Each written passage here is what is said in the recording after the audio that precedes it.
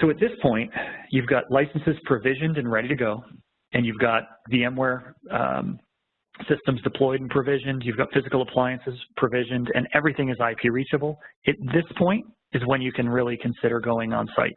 You're ready to begin the deployment. You have all of the tools necessary to begin to configure all of the devices, which means you're not going to have an hour of work and a whole bunch of downtime. You're going to have continued work effort moving forward. So when you arrive on site, again, hopefully we've assumed at this point that the customer has rack and stacked or deployed the virtuals, gotten the IP reachability done, ACLs, firewalls are ready, the appliances are registered in the licensing portal, and hopefully even ideally at this point, NetFlow is configured within the network. It's targeting our flow collectors or UDP director.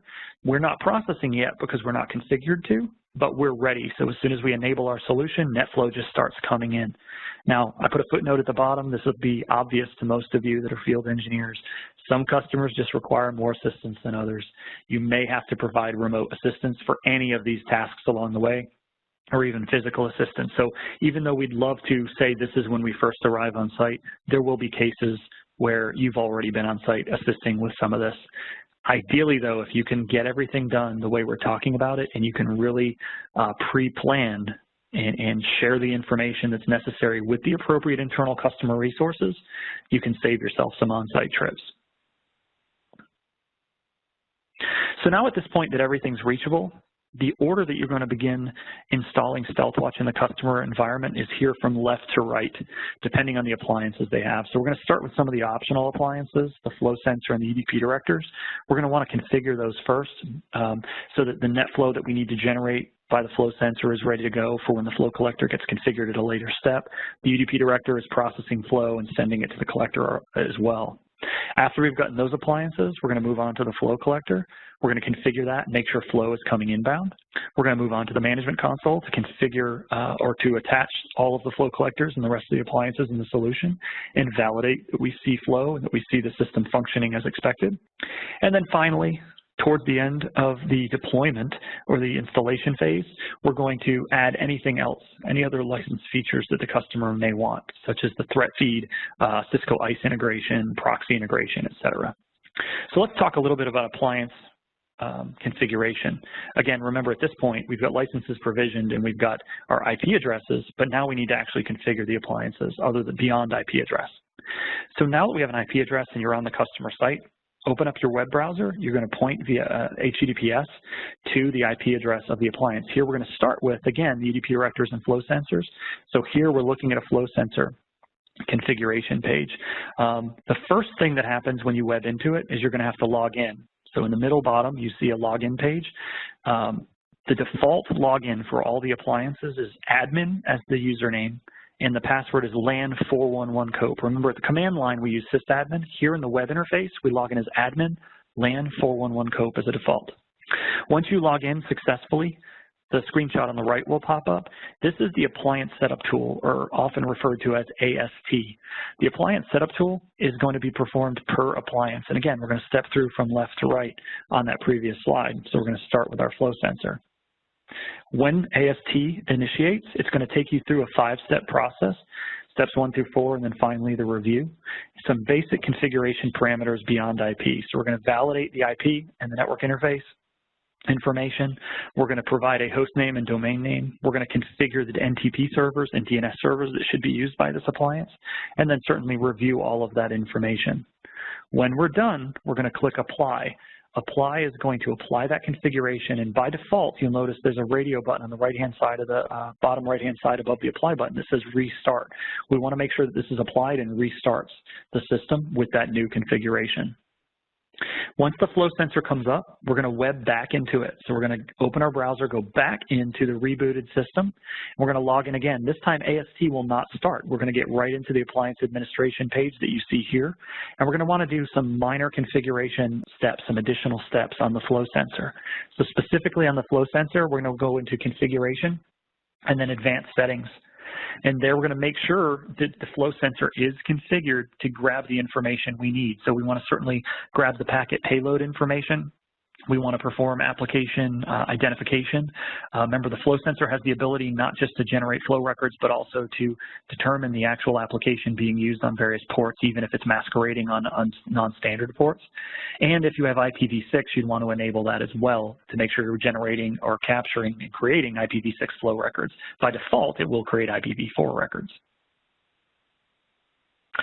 Now we're done with the flow sensor. We can log out of that appliance and move on to the next appliance, which is the UDP director. Again, that's one of the ones that are on the left-hand side of the screen. It's optional. You may not even have a UDP director in your deployment. If not, you just move on. When you web into the UDP director, you're going to log in again, just like you did the other appliance, as admin and LAN 411 COPE, and the appliance setup tool, or AST, will launch. After running through AST and configuring domain and NTP and DNS, just like you did on the flow sensor, we're going to manually apply our license on the UDP director. The UDP director today is a little outside of the standard system, the flow sensors, flow collectors, and SMC. We need to manually apply the UDP director license. If you do not have a license on the UDP director, it will not forward traffic. The other appliances start with eval licenses that are short-term licenses that you can get away with in the very short term until you actually have your licenses ready to deploy. However, the UDP director will not forward any packets or any flows until it's licensed, so we typically want to do this right at the beginning to make sure that we are processing traffic. If you have redundancy and the customer has redundant UDP director 2000 series, we'd want to configure that, and we'd also want to create our forwarding rules, which is going to be custom per customer depending on what destinations they want to send flow to. These are, again, are in many cases, at least the forwarding rules, et cetera, this will all be done in the labs. You will actually get to do all of this. We also will show you how in the labs to view flow statistics to validate that flows are being received and forwarded to make sure that at this point of your configuration, you've done everything right. Now, when looking at configuring the UDP director for forwarding, you're going to need at least a single rule. There are no rules by default, but you have at least a single rule, and you may have multiples. Again, if you're forwarding NetFlow, syslog, SNMP trap, and maybe to multiple destinations, you could have numerous rules. When creating these rules, we give it a description, and we have to define the source. So this is the inbound IP address and port number, the source, who's sending to us, and that's really the key matching parameter we use. So who is sending us data and on what port are they sending? That's how we determine if it matches. If it matches, the source and port matches, then we determine how we send outbound. That's the destination IP and destination port. You can use single IPs for the matching source information, CIDR ranges, or all to denote all sources of a certain port number. So again, the destination will be, in our case, typically the flow collector or multiple lines, multiple flow collectors. If the customer also had an additional appliance that wanted to interpret flow, we could add another policy rule here and send to that destination as well. At the bottom of the screen, you'll notice there's an engine status that talks about packet rates inbound and outbound. This is how you would determine that we are seeing packets coming in and that we're actually forwarding packets. As an example, if you saw inbound packets, PPS, but you did not see outbound, you obviously are missing your rules or have misconfigured your rules. We're not forwarding. We need to make sure that we can forward that traffic and have appropriate rules to forward. Again, could be NetFlow alone, could be syslog and SNMP trap as well, and we'll show you how to work with multiple protocols within the labs. Now, once we've gotten the flow sensor and UDP director configured, the base configuration for the appliance, we're going to get into the flow collector, and you may have multiple, so you have to go through those one at a time. Again, same thing, web into the IP provided, log into it, admin, LAN 411 COPE, and perform AST. The appliance setup tool, just like the other appliances, automatically launches. Simply go through the steps, providing it the information it requires, NTP, DNS, et cetera, and then once it's done, it'll go through and do its reboot. We're going to validate the flow data in the flow collector later on from the management console. We'll show you how to do that.